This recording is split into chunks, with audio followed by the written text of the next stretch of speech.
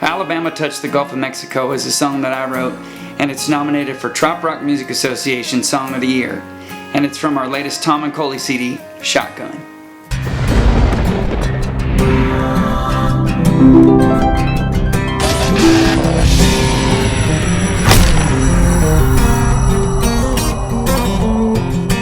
We were on our way back to Texas from Meeting of the Minds, and we had about a week off in Gulf Shores, Alabama. We were staying at our friends Eric and Gina Babin's house, and one morning I took our dog Odie out for a walk, and I thought, how lucky am I? I mean, it's middle of November, it's a beautiful day, not a cloud in the sky, it's warm outside, and I'm out here walking my dog on the beach. I'm at work, and I thought, man, I could have never imagined as a kid in Missouri that this is what I would be doing for a living. Writing songs, walking along the beach with my dog. Actually, that morning I wasn't even really thinking about writing a song. I was just walking Odie on the beach and thinking to myself, man, as a kid, I didn't even know Alabama had a beach. As a kid, I never realized that Alabama touched the Gulf of Mexico. And boom, that's when the idea fell out of the sky. Growing up, I never thought much about the beach. Living in Missouri, it was too far out of reach.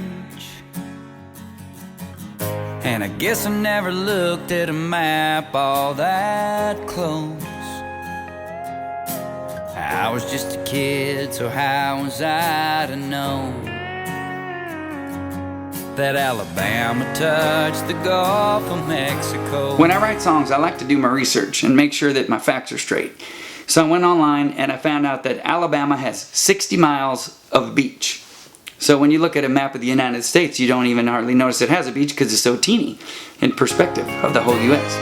It's just 60 miles of sugar sand between Florida and Dixieland. Originally, the line was, it's just 60 miles of sugar sand between Florida and Louisiana. But I realized on a trip there, what about Mississippi? Actually, Mississippi's between Louisiana and Alabama. So instead of Louisiana, I changed it to Dixieland because it rhymed. Mississippi didn't rhyme. I started thinking about all my experiences in Gulf Shores, Alabama, all the way back to the first trip when my dad and I had ridden his Harley from Nashville all the way down to the coast. First time I saw it was with my dad at sunset on a Harley that he used to have. I remember the sun was going down and we stopped and we took a couple of pictures right there on the beach.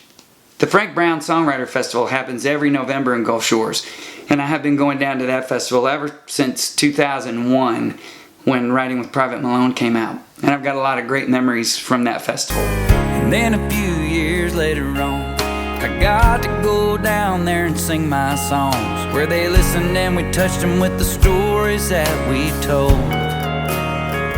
One of the very first places I ever played the song Redneck Yacht Club was at the Frank Brown Songwriter Festival, and the reaction was killer. It was amazing.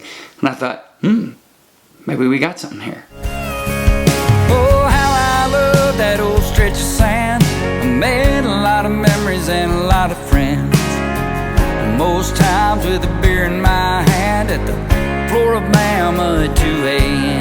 It's a magic place, it's always felt like home,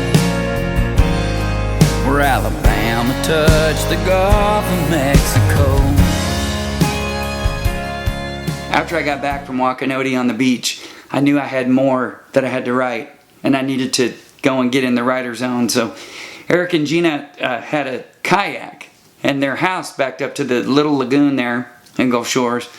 So I told Coley, I gotta go out on the kayak and think about this song some more. So I paddled out from their house there into Little Lagoon and started thinking about more of my Gulf Shores memories, about the Frank Brown Festival, and meeting a songwriter named Todd Cerny. One year I went down there for the Frank Brown Music Festival with my buddies Steve Williams and Will Nance, and they had us playing at several different venues through the week. But one afternoon Steve looked at the brochure and he said, "Hey, you're playing with some guy named Todd Cerny tonight." And I said, "Why'd they do that? I don't even know Todd Cerny."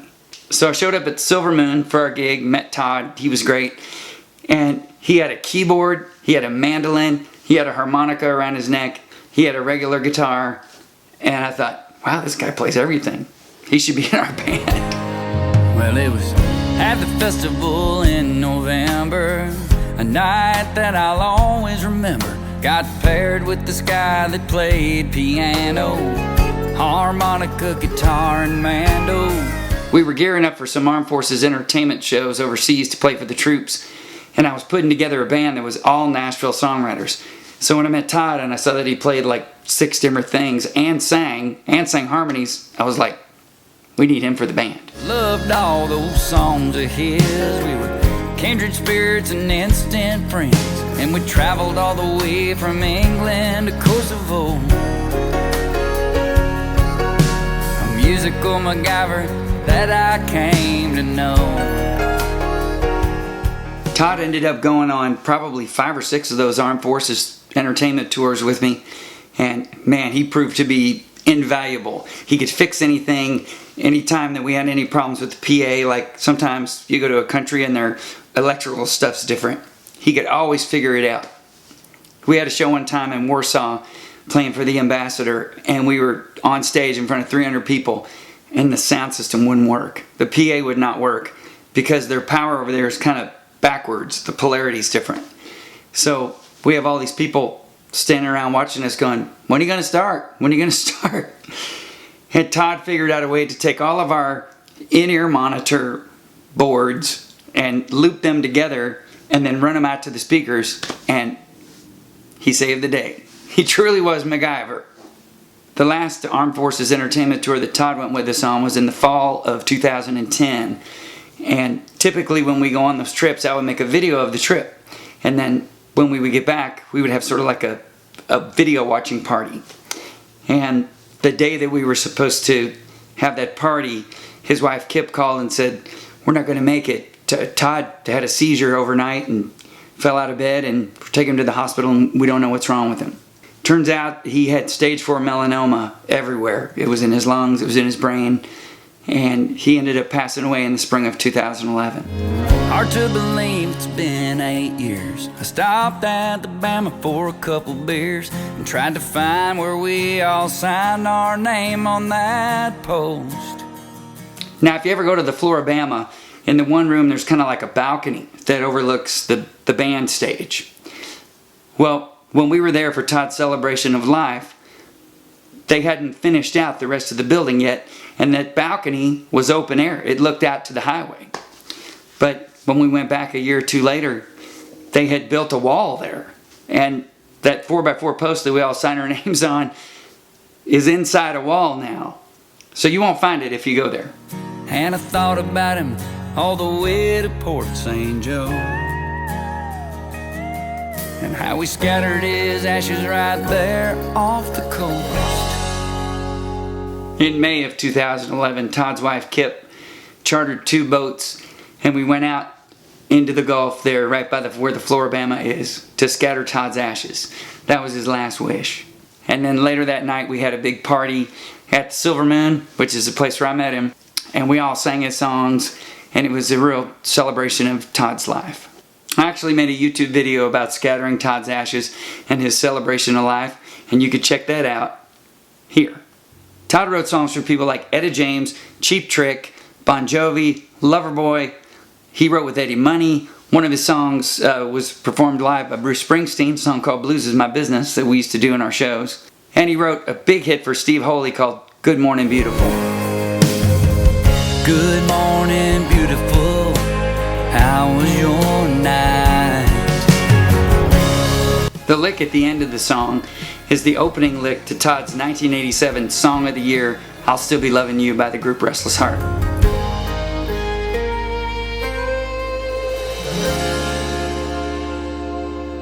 Alabama Touched the Gulf of Mexico is my favorite kind of songwriting because that is a 100% real story that happened to me about all of my experiences down there in Gulf Shores and Orange Beach and Perdido Key. Thanks for watching. Be sure to hit the like button below and subscribe to my channel, and let me know what you think about the song Alabama Touched the Gulf of Mexico from our new Thom and Coley project, Shotgun. If you want to learn more about songwriting and taking your songs to the next level, be sure to visit ThomShepherd.com.